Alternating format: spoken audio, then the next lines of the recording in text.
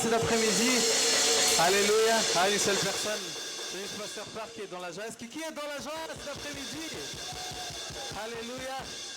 Dieu va faire encore. Dieu va faire encore. Dieu va faire encore. Dieu va faire encore. Dieu va faire encore. Dieu va faire encore. Dieu va faire encore. On se lève. Dieu va faire encore. Dieu va faire encore. Dieu va faire encore. Dieu va faire encore. Dieu va faire encore. Regarde comment ça, regarde comment c'est. Dieu va faire encore. Dieu va faire encore. Dieu va faire encore. Dieu va faire encore. Dieu va faire encore. Dieu va faire encore. Alléluia. Dis à celui qui est à côté de toi, Dieu n'a pas terminé avec toi. Alléluia, qui le croit cet après-midi, Dieu va faire encore. Dieu va faire. Amen. On peut s'asseoir. Alléluia. Dieu va faire encore. Amen. Dis à celui tu n'as encore rien vu. Même pas 0,00001% de ce que Dieu peut faire. Alléluia. Voilà pourquoi il va faire encore, parce que il n'en a pas terminé avec toi. Il n'en a pas fini avec toi. Et le meilleur reste à venir. Amen. Alléluia. Tout ce que tu connaissais déjà avant, tu penses déjà avoir vécu plein de choses, mais tu n'as encore rien vu. Alléluia. Aujourd'hui, le titre de mon message, c'est Dieu est mon tout. Amen. Dis à celui qui est à côté de toi, Dieu est mon tout. Dieu est mon tout. C'est pas un slogan, ça doit être notre vie. Amen. Alléluia. Le royaume de Dieu n'est pas un business ou une entreprise qui crée des slogans. C'est un royaume qui prêche la vérité. C'est un royaume qui prêche la vie concrète. Alléluia. On va lire dans Genèse 12, 1, 2, s'il vous plaît. Aujourd'hui, on va parler de quelqu'un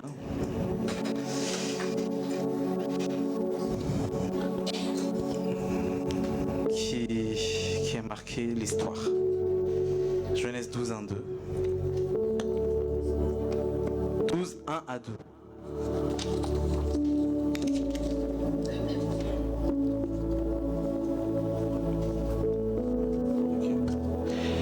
Au nom de Jésus,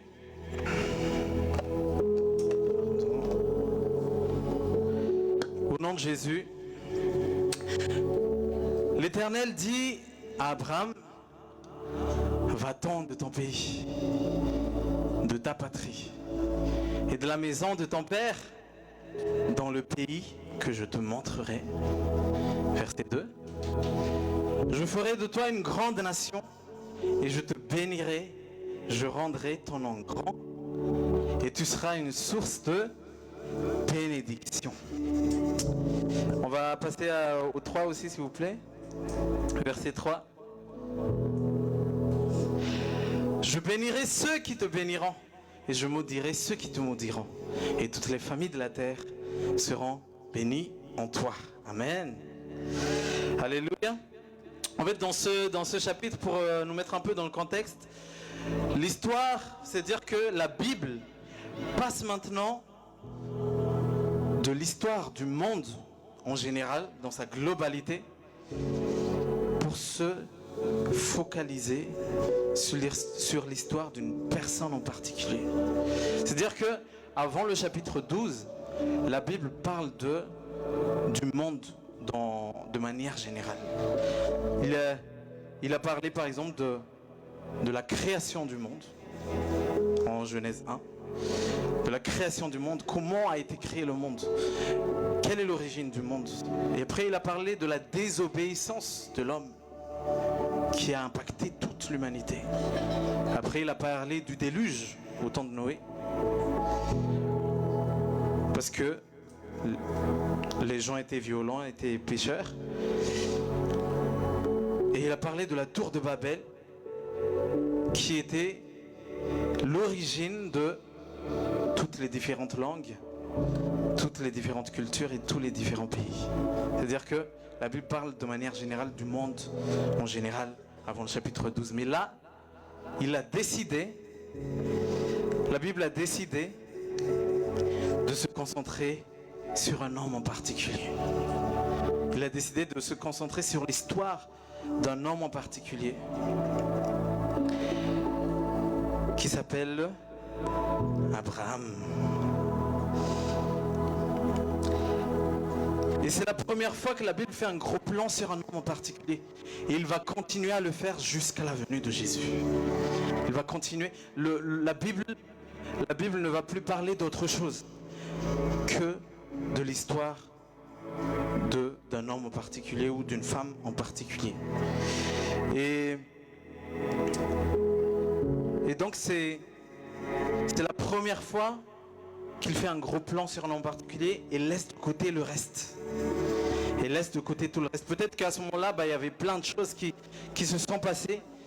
Peut-être qu'à ce moment-là, il y avait un événement historique à côté. Il y avait de l'art, il y avait des inventions de l'homme.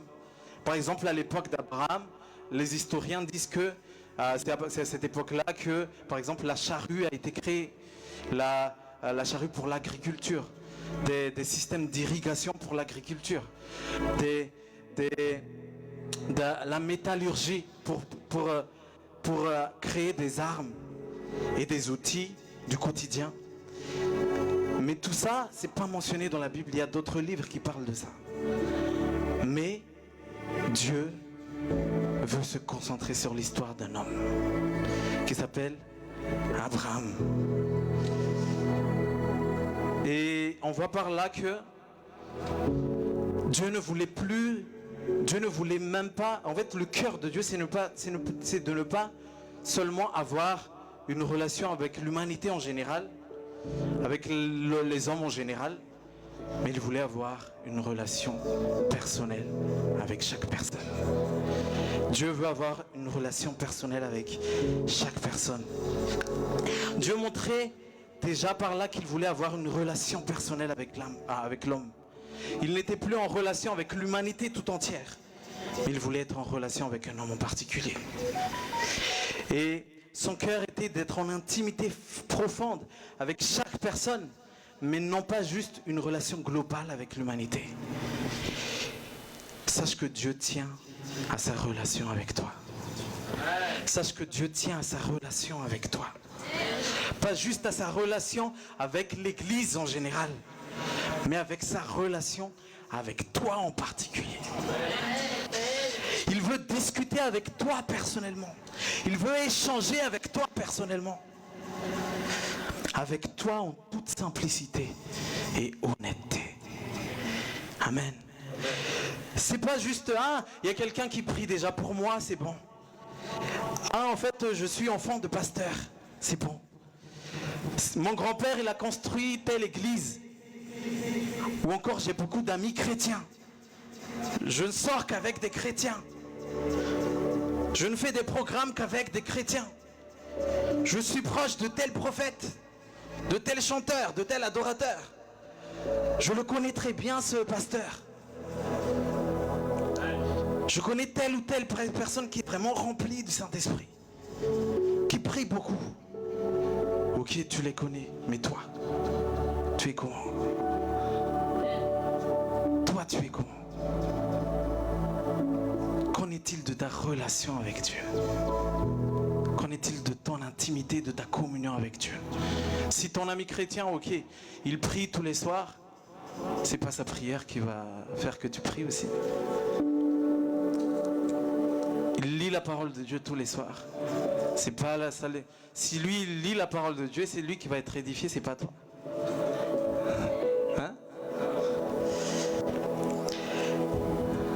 l'époque d'Abraham, il y a plein de choses qui ont dû se passer ailleurs. Mais Dieu n'a pas donné de l'importance à l'invention de la métallurgie, à l'invention du système d'irrigation de l'agriculture. Il a donné son importance à Abraham. Lui là, il m'intéresse. Ça ne veut pas dire que tout ça c'est pas bien. C'était bien, c'est dans les livres d'histoire, on peut les lire. Mais Dieu veut se concentrer sur le cœur d'un homme.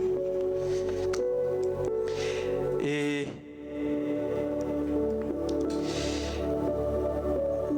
Abraham, en fait, c'était un homme qui a vraiment marqué l'histoire d'une manière vraiment exceptionnelle.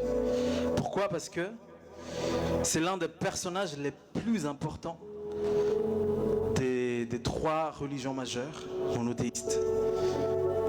Judaïsme, l'islam et le christianisme. Toutes ces religions-là reconnaissent Abraham,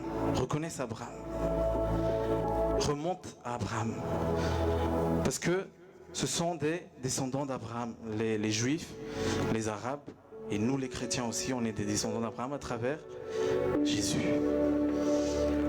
Et ce n'est pas pour rien que la Bible l'appelle le Père de tous les croyants, ou le Père de la foi. Mais vous savez pourquoi la Bible parle d'Abraham? Pourquoi la Bible parle d'Abraham? C'est pas vraiment pour Abraham que la Bible parle d'Abraham. C'est pas parce que Abraham est vraiment exceptionnel ou que lui il est vraiment un homme, c'est un surhomme. Non, c'est pas vraiment pour Abraham que la Bible parle d'Abraham, mais c'est parce qu'il fait partie du plan de Dieu pour le salut de l'humanité. C'est parce qu'il fait partie du plan de Dieu pour le salut de l'humanité.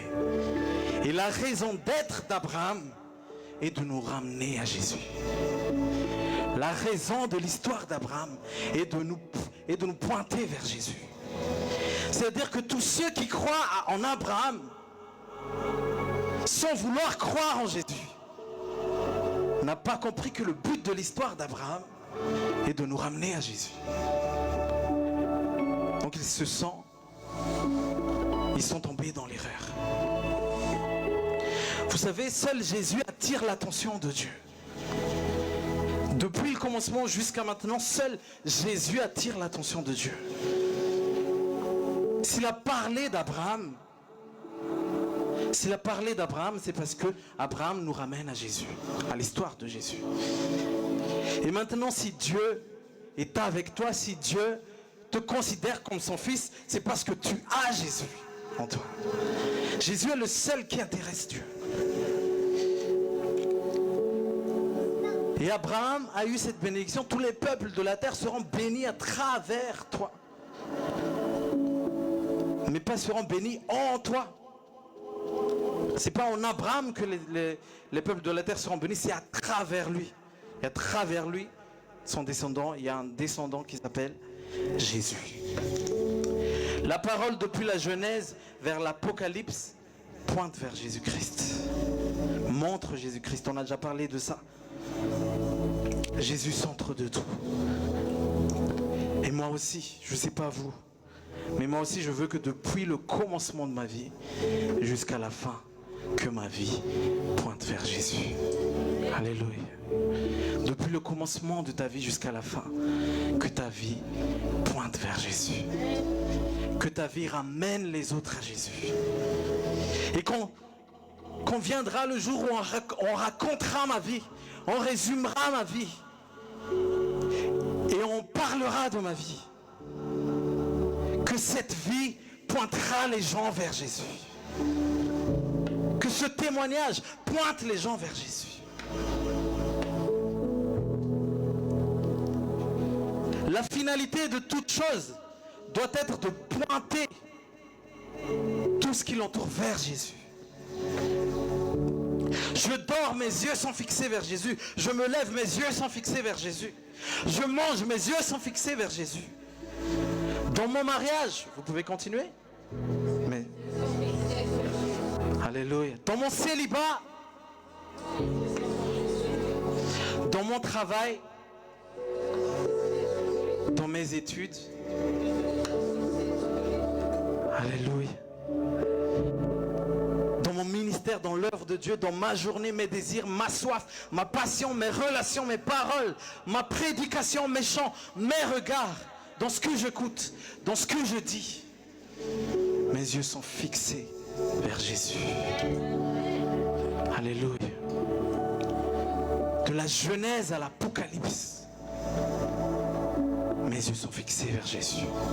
De la Genèse à l'Apocalypse, la parole pointe vers Jésus. Du commencement jusqu'à la fin, la parole pointe vers Jésus, l'alpha et l'oméga, le premier et le dernier. It's all about Jesus. Alléluia. Amen. Et peut-être que vous vous demandez, mais pourquoi tu parles de Jésus alors que le verset parle d'Abraham? On vient de lire, ça parle d'Abraham. Parce que j'ai dit que la raison d'être de l'histoire d'Abraham est de nous ramener au salut de Jésus-Christ. Donc tous ceux qui croient en Abraham mais qui ne croient pas au salut de Jésus-Christ, ils sont dans l'erreur. C'est-à-dire que sa vie pointe vers Jésus. Sans cela, on n'aurait peut-être pas entendu parler d'Abraham.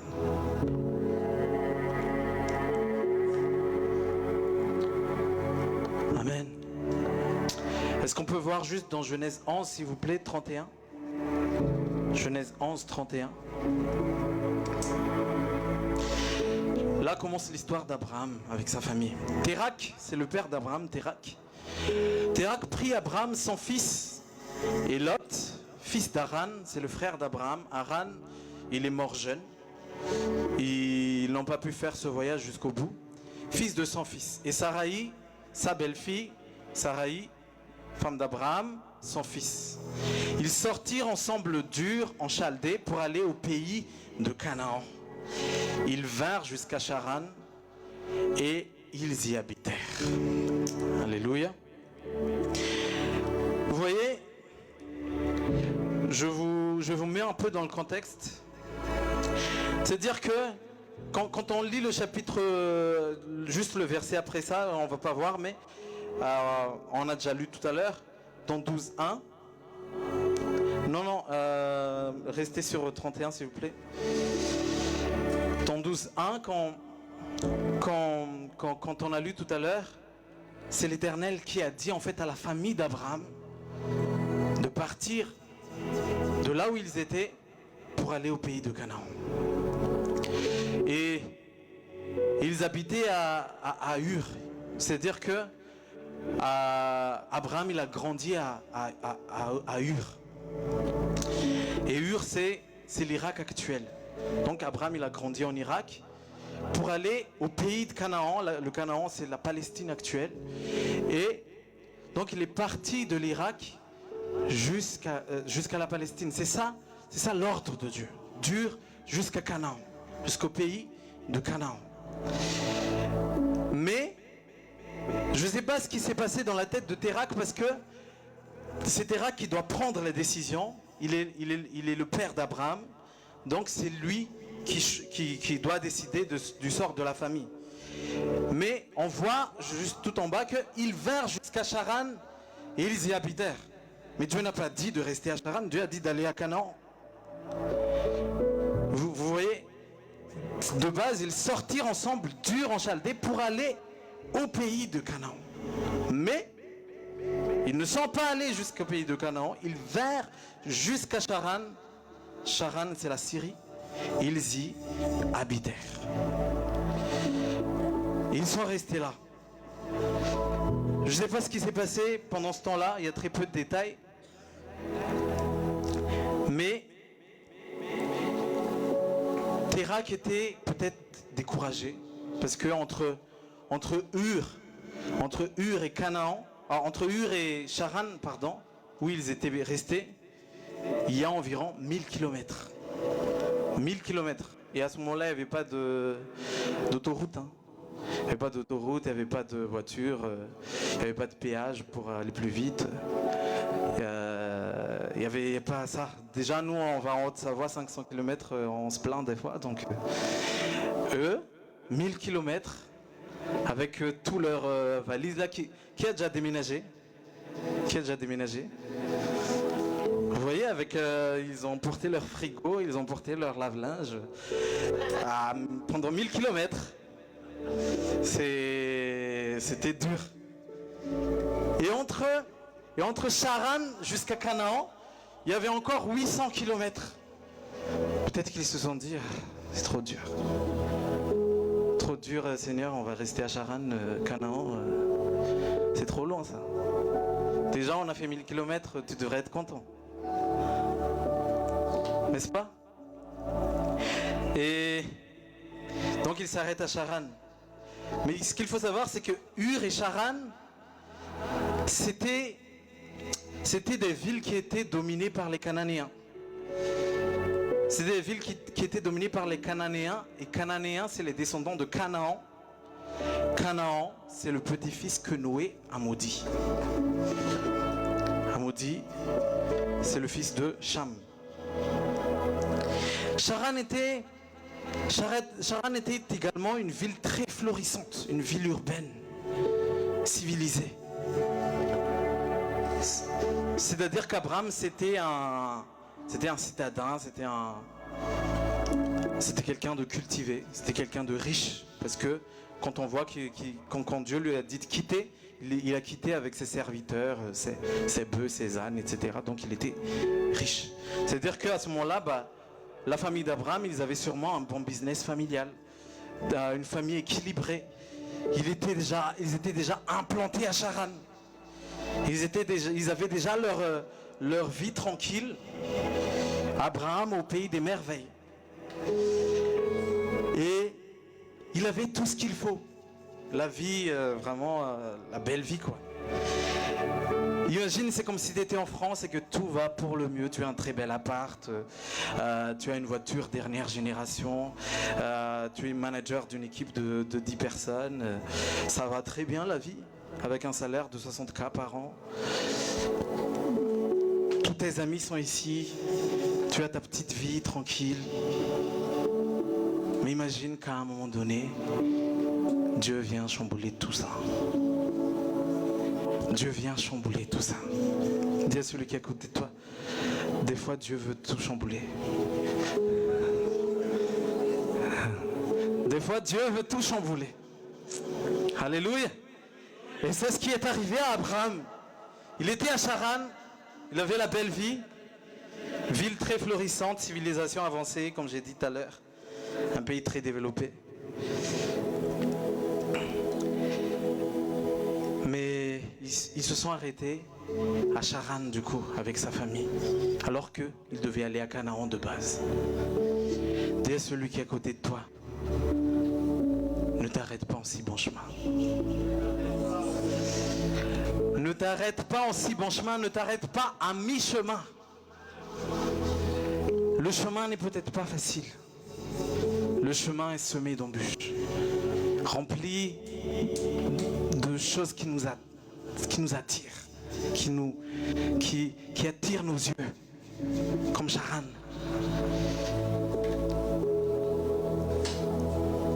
Mais ça vaut le coup d'aller au bout. Ça vaut le coup d'aller au bout. Surtout avec le bon berger avec nous. Alléluia. Dis à celui qui est à côté de toi, ça vaut le coup d'aller au bout. Dis-lui courage mon frère. Attends, j'ai vu quelqu'un dire à une dame là, courage mon frère, quand c'est une dame, c'est ma soeur, ok? Courage mon frère, courage ma soeur. Alléluia.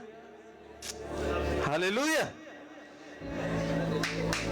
Amen. Acte 7, 2 à 4. Ne te décourage pas. Force à toi. Alléluia. Continue. Il donne de la force à ceux qui sont fatigués. Il augmente la vigueur de celui qui tombe en défaillance. Ceux qui se confient en l'Éternel renouvellent leur force. Ils prennent l'envol comme l'aigle. Alléluia. Acte 7, 2, 4. Étienne répondit, homme, frère et père, écoutez, le Dieu de gloire apparut à notre père Abraham lorsqu'il était en Mésopotamie. Avant qu'il s'établisse à Charan. Lorsqu'il était en Mésopotamie, c'est en Irak. Avant qu'il s'établisse à Charan, là où il était, là où il a habité maintenant. Et il lui dit, quitte ton pays et ta famille et va dans le pays que je te montrerai. Il sortit alors du pays des Chaldéens et s'établit à Charan. De là, après la mort de son père, Dieu le fit passer dans ce pays que vous habitez maintenant. Charan était censé être un passage, mais Dieu n'a jamais dit à la famille d'Abraham d'y habiter. Des fois, on est tellement distrait de la vie, du coup, on oublie le but de notre vie. On est tellement distrait. L'appel de Dieu sur notre vie, on oublie l'appel de Dieu sur notre vie. Canaan, ce que Dieu a dit, on reste à Charan. On vit au jour le jour sans plus se rendre compte de quel est le sens de notre vie. On a oublié ce que Dieu nous a dit. On prend tout comme acquis. On oublie qu'on est censé continuer notre route. On pense qu'on a déjà fait assez. Et va payer vite, c'est. On a pris goût, il va 1000 km, elle est vite. On a pris goût dans la belle ville de Charan. Comme si ça y est, c'est bon, on est sauvé. Voilà, c'est bon, ça me suffit. On est sauvé, donc asseyons-nous maintenant. On a déjà fait ce qu'il fallait. Pourtant, tu sais quoi? Peu importe la grandeur de ce que tu as accompli, de ce que tu as déjà accompli, peu importe la grandeur de ce que tu as vu dans ta vie, peu importe combien d'années d'expérience tu as dans le royaume de Dieu, 20 ans, 30 ans, 50 ans, peu importe ton intelligence, ta connaissance de la parole de Dieu, peu importe les sacrifices que tu as déjà faits. Parce qu'il y avait un sacrifice, même de Our jusqu'à Charan, il y avait un sacrifice. Mais ce n'était pas suffisant. Mais maintenant, Dieu nous parle. Dieu nous parle. Ne reste pas à Charan. Ne demeure pas à Charan. Continue d'avoir soif de Dieu. Continue de haïr le péché. C'est pas le temps de s'endormir ou de s'assoupir. Continue de sauver les âmes du feu de l'enfer. Continue à proclamer l'évangile. C'est pas fini. Continue à aimer les autres, à aimer tes ennemis. Continue à prier, continue à intercéder, à adorer, à louer. Continue à faire la volonté de Dieu. Continue à craindre Dieu, à méditer sa parole, à pratiquer sa parole. Continue à obéir à ce que lui il dit. Continue à dépendre de Dieu. Continue à dépendre de Dieu. Parce qu'à Charan, il n'y a plus de dépendance à Dieu. C'est comme si tu es devenu un professionnel du royaume de Dieu. Tu sais comment ça se passe. Mais continue à dépendre de Dieu. Ne te repose pas sur tes œuvres, sur tes accomplissements, sur tes mérites. Fais comme si tu n'as rien fait encore. Continue de te reposer sur Dieu. Et Dieu seul s'en mélange. Parce que par lui sont toutes choses. Pour lui sont toutes choses. Que son nom soit glorifié au siècle, des siècles, des siècles, des siècles. Est-ce qu'on peut acclamer Jésus-Christ de Nazareth? Alléluia. Dis à celui qui est à côté de toi, ne demeure pas à Charan. Ne reste pas à Charan. Va jusqu'à Canaan. Alléluia. Alléluia. Nous sommes malheureusement tentés à nous contenter d'une portion moindre de l'appel de Dieu. On se contente. Même si ce n'est pas complètement accompli, on se contente de moindre. Aujourd'hui, n'endurcis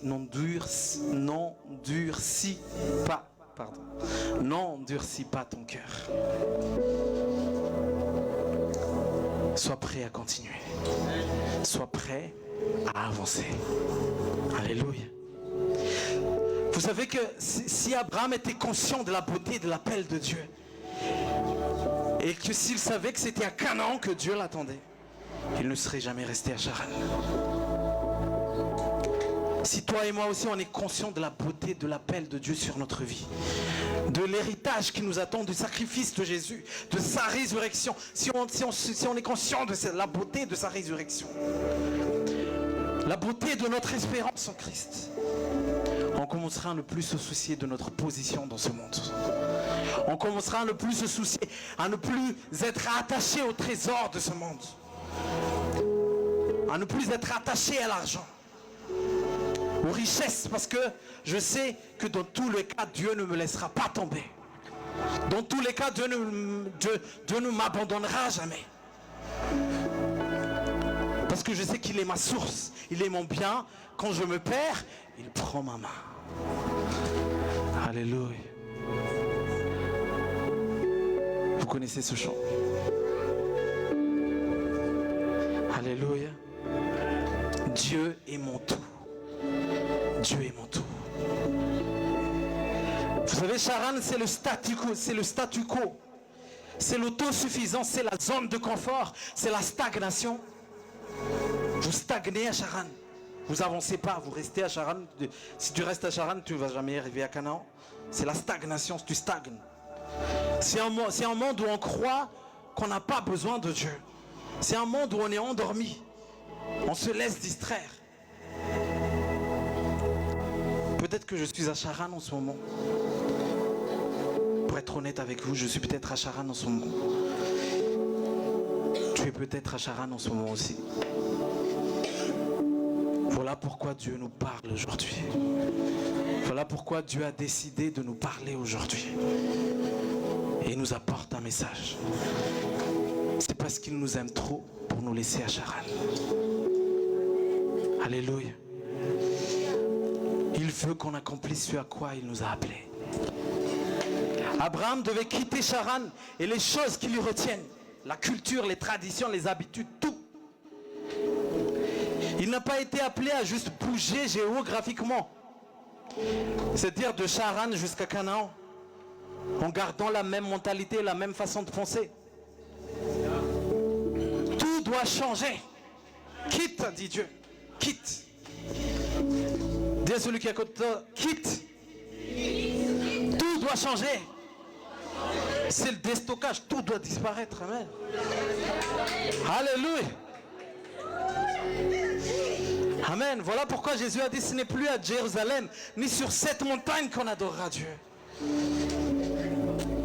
Parce que si tu l'adores sur cette montagne de Sion, qui est considérée comme un lieu sacré, mais que ton cœur ne change pas, mais c'est juste pour afficher tes photos sur Instagram et sur Facebook, tu vas juste perdre de l'argent, du temps.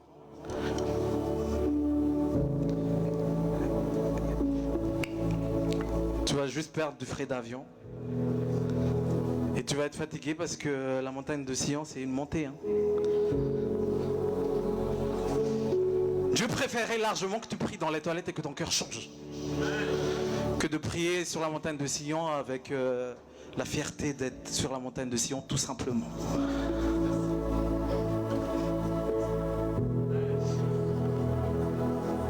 Parce qu'il a dit, mon fils, ma fille, donne-moi ton cœur. Si le Seigneur t'invite à monter là-bas, il n'y a pas de souci, et que tu changes sincèrement, c'est bon, gloire à Dieu. Amen. Quitte Charan et les choses qui t'y retiennent. Tu dois quitter quelque chose aujourd'hui. Tu dois quitter quelque chose aujourd'hui.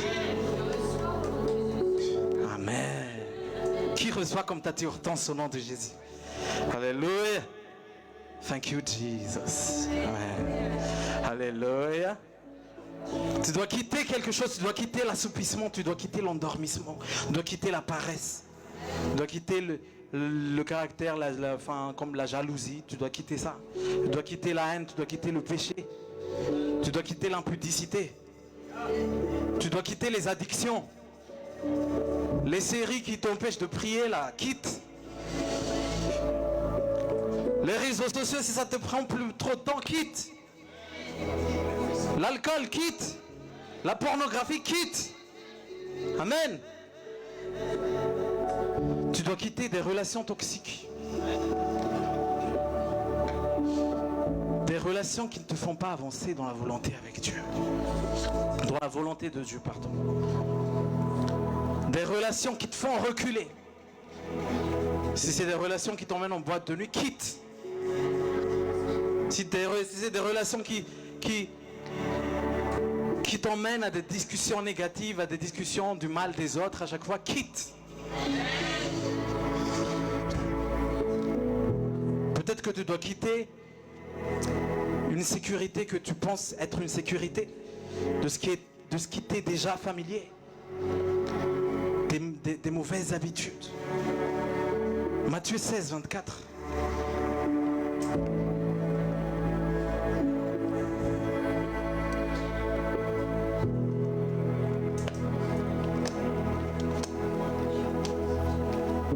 Matthieu 16, 24. Alors Jésus dit à ses disciples, si quelqu'un veut venir après moi, qu'il renonce à lui-même, qu'il se charge de sa croix et qu'il me suive.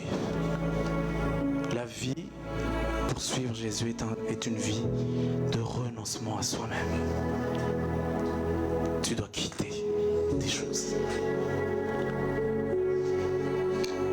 Tu ne fais plus ce que tu veux, tu fais ce que Dieu veut. Et crois-moi que ce que Dieu veut, c'est ça qui va te rendre heureux. C'est pas ce que toi tu veux qui va te rendre heureux. Parce qu'il te connaît beaucoup plus que toi-même tu te connais. Et comme la volonté de Dieu doit s'accomplir dans la famille d'Abraham et dans la vie d'Abraham, l'Éternel apparaît à Abraham pour qu'il puisse compléter le voyage. Dis à celui qui est à côté de toi, complète le voyage. Complète le voyage. Et avance, amen. Alléluia.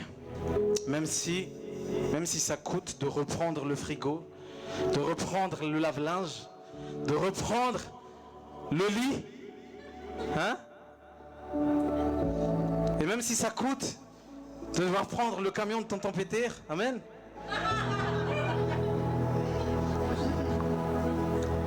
Complète le voyage. Alléluia. Et alors que pour toi, tu sais quand même déjà d'avance quand tu vas déménager, que tu vas de Paris à Rennes par exemple. Tu as le GPS sur ton téléphone. Mais pour Abraham, il doit transporter son frigo à pied sur 800 km. Enfin, il y a ses chameaux et tout, mais c'est une façon de parler. Mais qu'il ne savait pas encore c'était où. C'est ça le souci. Ils ne savaient pas c'était où. Ils allaient où. Parce que en fait, Dieu a dit à Abraham que tu vas dans le pays que je te montrerai. Va dans le pays que je te montrerai. Il sait juste que c'est à Canaan, mais il ne sait pas c'est où. Donc, va dans le pays que je te montrerai. C'est dans l'inconnu qu'Abraham devait transporter tous ces trucs, tous ses serviteurs. Il devait partir 800 km sans savoir où il allait. En plus, s'il se plaisait bien là où il était actuellement, c'est un peu dur, quoi.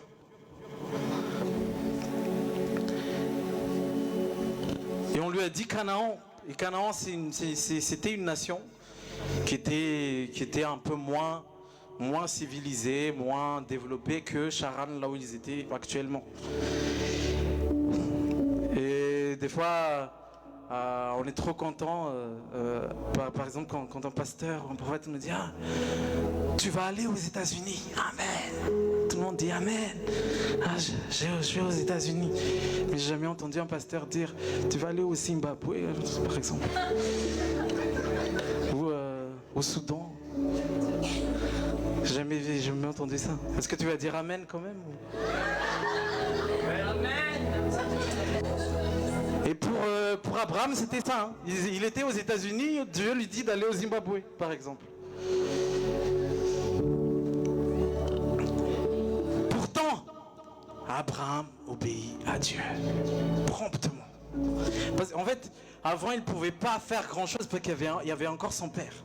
Mais comme on voit dans Actes tout à l'heure, c'est lorsque son père est mort, c'est là qu'Abraham a pris le relais de son père. C'est-à-dire qu'il devait aussi avoir une séparation entre lui et son père pour que lui il accomplisse la volonté de Dieu. Il faut que tu sois mort à toi-même. Et c'est là qu'Abraham a obéi à Dieu, qu'il appelle à quitter son pays, sa famille, ses amis, son travail, sa vie très confortable dans la ville de Charan pour aller dans l'inconnu. Dans Hébreux 11:8, on voit que Dieu l'appelle vers l'inconnu. On ne va pas lire parce qu'on n'a pas beaucoup de temps. Mais vous allez voir à la maison, Hébreux 11:8, que Dieu l'a appelé pour aller dans l'inconnu. Déjà obéir en ayant compris ce que Dieu voulait. Tu comprends donc que Dieu veut que tu ailles à tel truc, à tel endroit. Déjà obéir en ayant compris ça, c'est très dur. Mais à combien plus forte raison obéir sans comprendre ce que Dieu dit. Partir sans connaître encore ta destination. Il faut de la foi pour ça. Autrement dit, une entière confiance en celui qui a donné l'ordre. Et Abraham est dans l'écriture le modèle de la foi, on l'appelle le père de la foi. Ce qui caractérise cette foi, c'est l'abandon des choses visibles pour un but invisible, dans l'espoir des choses invisibles. En contraste avec Caïn qui a bâti une cité sans dépendre de Dieu. En contraste avec les hommes de Babel qui ont construit une tour. Abraham porte ses regards vers la cité céleste, dont Dieu est l'architecte et le constructeur. Et vous savez, depuis qu'il a obéi à Dieu jusqu'à la fin de sa vie, il n'aura que sa tente pour dormir, sa tente et son autel. Pour nous montrer que nous sommes étrangers sur cette terre. Il était avec une tente. Mais il n'est pas seulement avec sa tente, mais il était avec son autel. Parce que c'est un adorateur. La tente nous enseigne pour ne pas s'attacher aux choses du monde, de la chair. Il ne savait pas où poser son pied, a dit Acte 7:5. Abraham ne savait pas où poser son pied. Il transportait tout le temps sa tente. Il déménageait de village en village, de ville en ville. Mais il possédait Dieu. Il avait Dieu. Et cela lui suffisait. Malgré qu'il soit riche. Il était riche, Abraham. Mais il ne s'attachait pas à forcément avoir une maison où dormir. Il avait toujours sa tente pour être libre d'aller quelque part.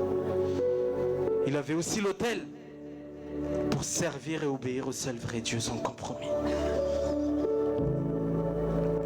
Et on peut quand même se demander pourquoi Dieu voulait qu'Abraham quitte tout. Famille, pays, tradition, est-ce que c'est juste pour chipoter? Est-ce que c'est juste pour par plaisir?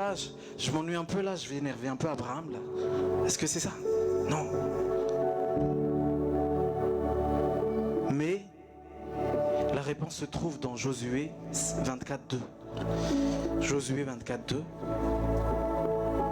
Pourquoi Dieu a dit absolument à Abraham de quitter là où il était, même si c'est un pays très développé? Dans Josué 24:2, Josué nous éclaire là-dessus. Josué dit à tout le peuple: ainsi parle l'Éternel, le Dieu d'Israël. Vos pères, Térak, père d'Abraham et père de Nachor, habitaient anciennement de l'autre côté du fleuve et ils servaient d'autres dieux.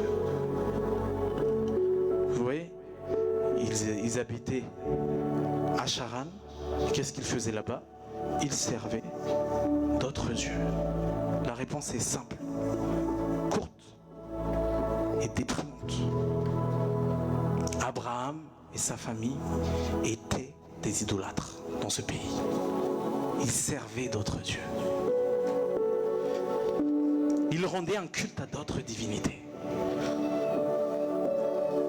Parce qu'à ce moment-là, le diable ne se contentait plus de pousser les hommes à faire le mal. Mais le diable, il usurpe même l'identité de Dieu et c'est l'origine de la religion. Parce que les hommes reconnaissaient qu'ils avaient besoin d'une relation avec Dieu. Et le diable essayait de prendre cette place de Dieu.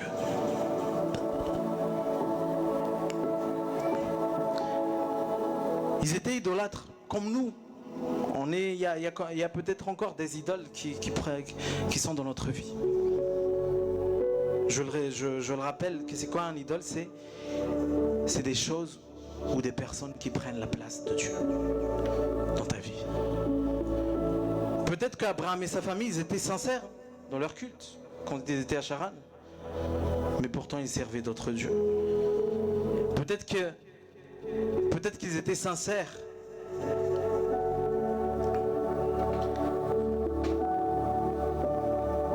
Peut-être qu'ils pensaient vraiment être dans la vérité.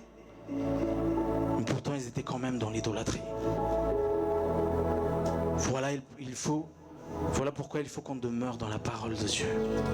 Pour ne pas dévier et aller dans des dérives. Et Dieu a donc décidé de dire à Abraham de quitter.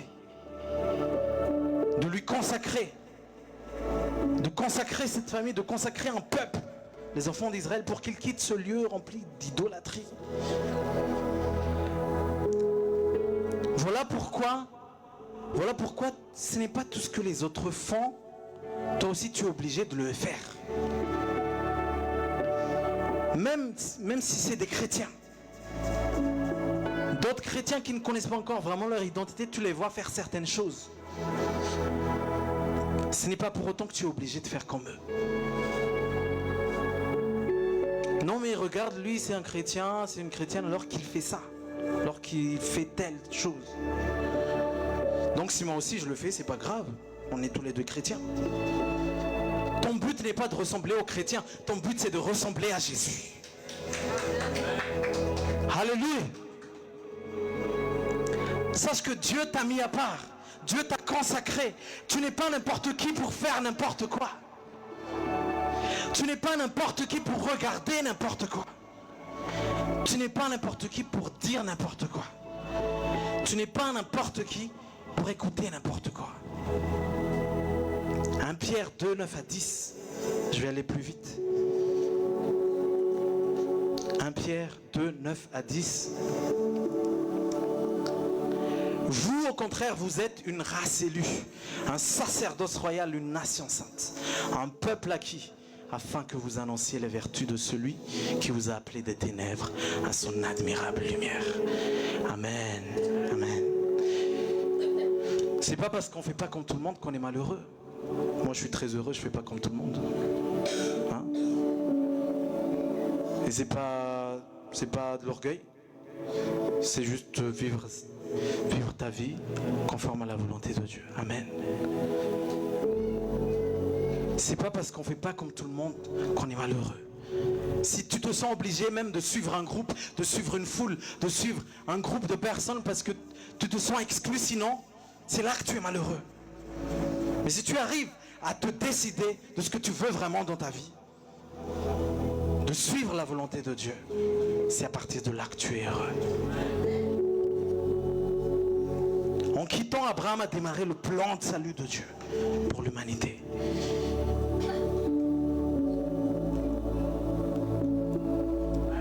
Amen. Et on peut être... Et dans Genèse 12.7, on ne va pas lire, mais vous lisez chez vous, Genèse 12.7, Dieu apparaît à Abraham, Dieu a apparu à Abraham. Et on peut être fasciné, on peut faire des recherches, on peut écrire un livre sur comment Dieu est apparu à Abraham, qui lui était apparu. Pourtant, le plus important, ce n'est pas sous quelle forme ou comment Dieu est apparu. Ce n'est pas ça qui compte dans cette histoire. Ce qui compte, ce n'est pas comment Dieu apparaît à Abraham, mais ce qui compte, c'est que Dieu a parlé à Abraham. Ce qui compte, ce n'est pas comment Dieu apparaît. Ce qui compte, c'est que Dieu parle. aujourd'hui Dieu parle. Ne dis pas à Dieu, moi Seigneur, si tu n'apparais pas là, devant mes yeux, je n'obéirai pas comme Abraham. Si tu n'appelles pas par mon nom avec une grosse voix, je n'obéirai pas. Non, que ce soit dans un murmure doux et léger comme avec Élie. Que ce soit dans un buisson ardent comme avec Moïse. Que ce soit d'une voix audible comme avec Samuel. Que ce soit dans des visions, dans des rêves comme avec Jacob, Joseph ou encore Daniel. Que ce soit dans une prédication comme aujourd'hui. Le plus important, c'est que Dieu parle. Peu importe comment il parle. Peu importe par qui il parle. Je dois avoir cette mentalité à partir de maintenant. À chaque fois que Dieu parle, j'obéis.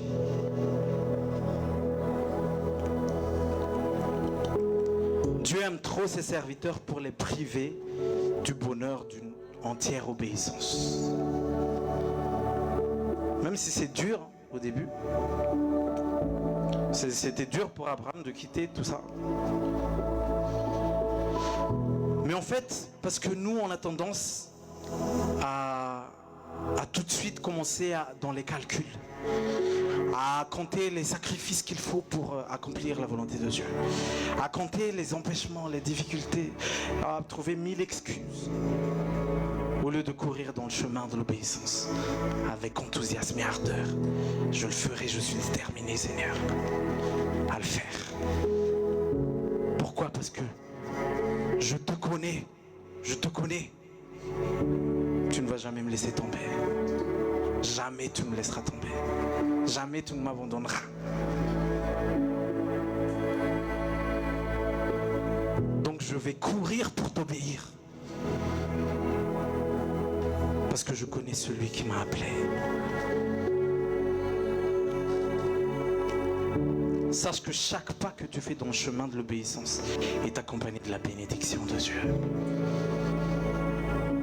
Et même si Abraham n'a pas encore vu ce fameux pays, cet inconnu, ça faut apprécier déjà la beauté et la valeur de la cité céleste, qui n'est pas faite de main d'homme. Et il estimait que pour le posséder, il valait la peine d'abandonner les choses présentes. Sache que la foi repose, notre marche avec Dieu repose sur un fondement bien plus solide que nos ressentis, sur un fondement bien plus solide que nos émotions, sur un fondement bien plus solide que ce que nous ressentons. Et ce fondement est Jésus. Ce rocher est Jésus. Et ce fondement est la parole de Dieu qui dure éternellement. Nos sens, nos émotions, nos sentiments peuvent nous tromper, c'est passager. La parole de Dieu, jamais elle va nous tromper. La parole de Dieu dure éternellement. Alléluia. Abraham a les yeux fixés sur un pays largement meilleur que Our et Charan. Saul a fixé ses yeux sur la splendeur de la gloire à venir. Que ses yeux ont été fermés aux choses de la terre, qu'il est devenu aveugle même quand il a vu Jésus.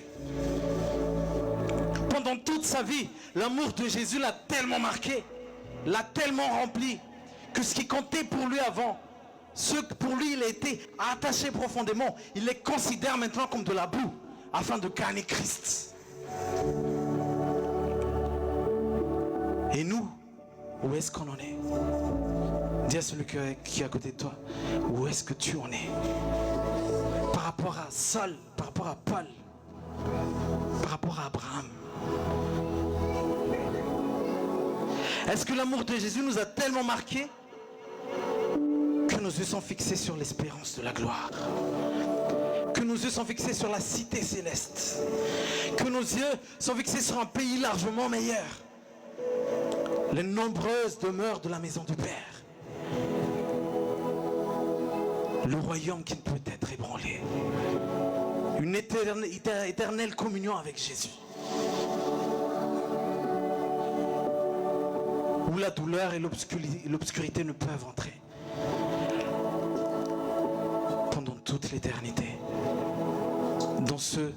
Dans cette éternité où il veut nous conduire dans les eaux paisibles et les verts pâturages. Est-ce que nos yeux sont fixés vers ça? Alléluia. Je vais finir bientôt. Il doit tout quitter. Mais sache que Abraham, quand il a quitté, quand il a choisi d'obéir, il ne quitte pas sans rien. Il quitte son pays avec une série de promesses de la part de Dieu. Il ne quitte pas juste, voilà, comme ça, mais il quitte avec une série de promesses de la part de Dieu. Et aujourd'hui, tu dois quitter quelque chose. Parce que derrière l'ordre de quitter quelque chose, il y a une promesse de Dieu. Il y a des promesses de Dieu. Dieu fait à Abraham une promesse en 3 parties. Et cette triple promesse qu'on voit dans Genèse 12, 2 à 3, c'est, je vais résumer, on ne veut plus lire, mais je vais résumer. Cette triple promesse que Abraham il a eue, c'est: je vais te donner un pays, je ferai de toi une grande nation,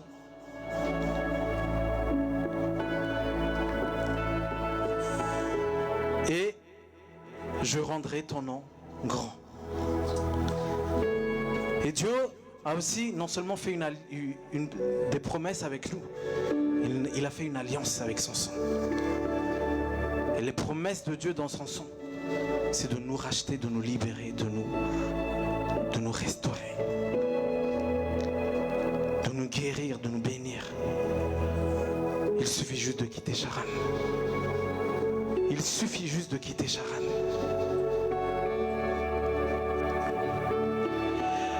Et j'étais vraiment touché quand Dieu m'a parlé par rapport à ça, que en fait Dieu dit à Abraham de quitter un pays développé, un pays qu'il aime bien, etc., pour devenir lui-même une grande nation. Je ne sais pas si vous comprenez. Il dit à Abraham de quitter un pays pour devenir lui-même un pays. Alléluia. Dieu n'est pas fou pour te dire de quitter quelque chose. Il sait déjà qu'il a un projet derrière. Alléluia. C'est le best. Il fait lui confiance. Il est souverain, il est au contrôle. C'est lui le patron. Il est le boss. Vous avez déjà vu l'image là, avec Jésus avec un grand nounours derrière. Et la personne, il veut pas, la petite fille, elle veut pas donner son petit nounours. Dis à celui qui est à côté de toi: lâche ce petit nounours. Lâche ce petit nounours. Amen. Pour que Jésus puisse te donner le grand nounours. Il devait quitter ce pays qu'il aimait bien pour devenir lui-même une grande nation. Abraham a préféré quitter la sécurité et obéir à la parole de Dieu en s'appuyant uniquement sur les promesses de Dieu. Et la promesse de Dieu pour nous, c'est quoi? C'est que son amour dure à jamais. Sa fidélité dure à jamais. Sa bonté dure à jamais. Se renouvelle chaque matin. Appuyons-nous sur ça. Amen. Et même s'il était dans les pays des Cananéens, qui étaient une nation païenne, Canaan c'est une nation païenne, il n'était pas là tout seul, il était là avec l'Éternel. Donc au lieu de te concentrer sur les Cananéens qui sont des païens, au lieu de te concentrer sur la puissance de Satan, marche avec la puissance de Christ, là où tu es. C'est ça qui va te donner le pays. Garde les yeux fixés sur Jésus. Amen. Dans Ephésiens 6:12, on ne va pas lire. Que ton esprit d'adoration soit au-dessus de ton esprit de crainte du diable. Ne crains pas les païens. Voilà, car Car nous n'avons pas à lutter contre la chair et le sang, mais contre les dominations, contre les autorités, contre les princes de ce monde de ténèbres, contre les esprits méchants dans les lieux célestes. Alléluia. Au lieu de te concentrer sur la puissance de Satan, marche avec la puissance de Christ. Nous sommes plus que vainqueurs avec Jésus. Dis avec moi, Dieu est mon tout. Je dois quitter Charan. Je dois avancer. Peu importe ce qu'il dit, j'obéis. Amen. Est-ce qu'on peut acclamer le Seigneur? Amen. Alléluia. J'aimerais que tu te lèves et que tu pries le Seigneur. Pense à quelque chose. Pense à ce que tu dois quitter aujourd'hui. Pense à quelle est la manifestation de Charan dans ta vie. Là où tu ne dépends pas de Dieu. Là où tu te dis que ça y est, c'est fini. J'ai déjà fait tout ce qu'il fallait. Qu'est-ce qui te retient encore pour vivre pleinement ce à quoi Dieu t'a appelé?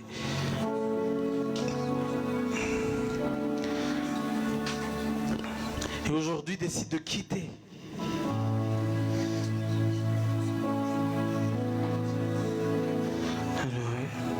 Même si le chemin est encore long, il y a encore 800 km. C'est pas grave. Je ne vais plus compter les sacrifices, Seigneur. Je ne veux plus être dans le calcul. Je ne veux plus être dans trop de rationnel, dans trop de choses rationnelles, dans trop de choses qui concernent mon intelligence. Je veux juste avancer parce que toi, tu me parles. Je veux juste continuer sans se soucier de ce qu'il y a autour, sans se soucier des sacrifices à faire. Je dois quitter là où je suis pour aller là où tu m'attends. Alléluia.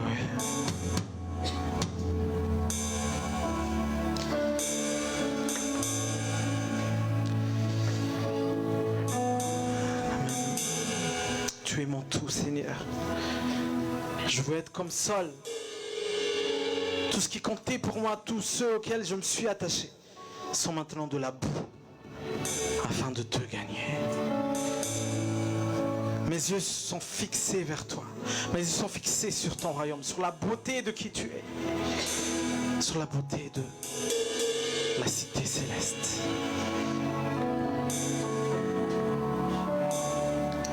Alléluia. Tu es ma source. Tu es celui qui pourvoit tous mes besoins. Tu es mon rocher. Tu es mon bouclier. Tu es mon bien. Aujourd'hui, je quitte le statu quo. Aujourd'hui, je quitte la stagnation. Aujourd'hui, je me réveille. Et je continue d'avoir soif en toi. Parce que celui qui a soif de la justice, celui qui a faim de la justice, ceux-là seront rassasiés. Aujourd'hui, je quitte tout ce que tu m'appelles à quitter.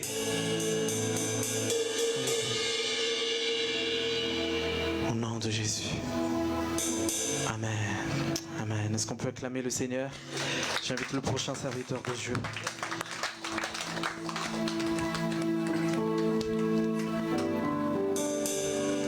Alléluia. Nous allons passer à la Sainte Seine et nous allons faire ce chant pour préparer nos cœurs à recevoir encore Jésus en ce lieu. Amen.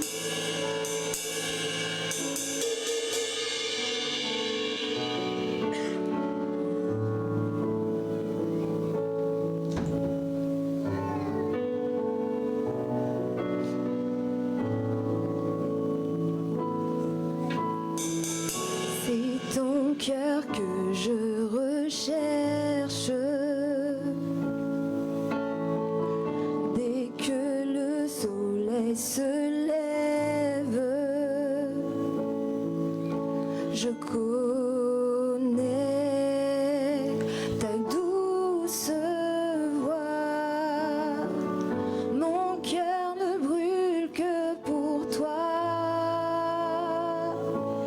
toi seul que nous désirons, Jésus. C'est toi seul que je désire.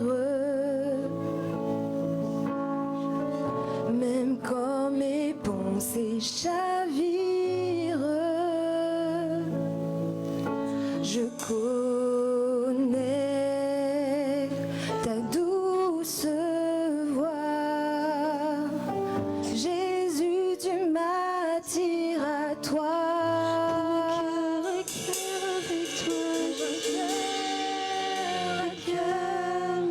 Avec toi, Seigneur, le reste perd en importance quand je suis là dans ta présence.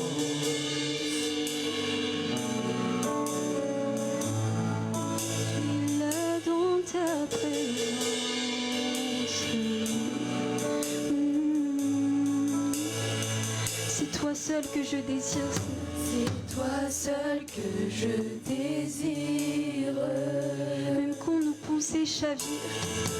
Même quand mes pensées chavirent, Nous voulons écouter ta voix, Seigneur. je connais ta douce voix. Jésus, tu m'attires à toi. Cœur à cœur, avec toi, Seigneur. Le reste perd en importance quand je suis là dans ta présence. Face à face, devant ta grâce. Le reste perd en importance quand je suis là dans ta présence.